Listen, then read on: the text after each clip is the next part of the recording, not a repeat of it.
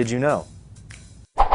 On May 13, 1917, the first of 6 apparitions occurred that changed the way we pray the rosary and played a key role in the downfall of communism.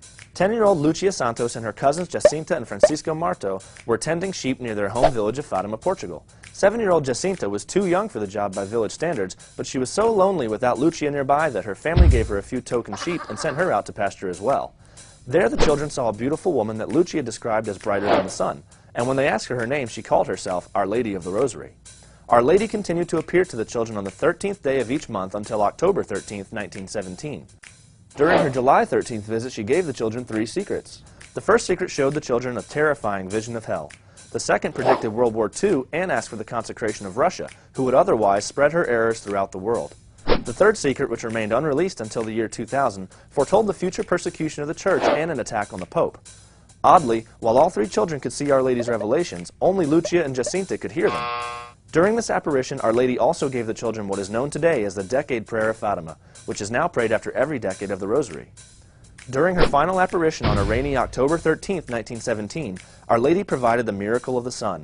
More than 70,000 people, including journalists and even atheists, witnessed the sun change colors, rotate like a wheel, and dance towards the earth, miraculously drying everything in sight within minutes.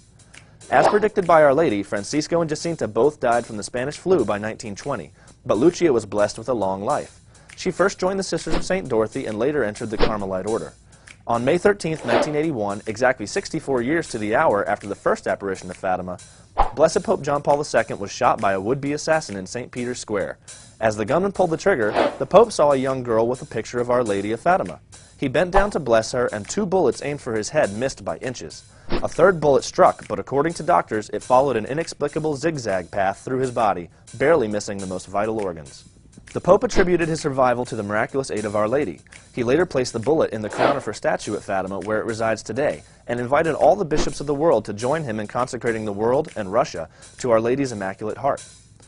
The consecration was made on March 25, 1984, and within 5 years the Communist Soviet Union had already begun to crumble. The children's visions were officially declared worthy of belief after canonical inquiry in October 1930. On May 13, 2000, the 83rd anniversary of the first apparition, Jacinta and Francisco were beatified by Blessed Pope John Paul II with Lucia in attendance.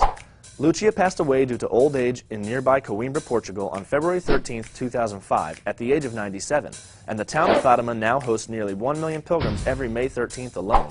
And that's how a small Portuguese village became the pilgrimage site we know today.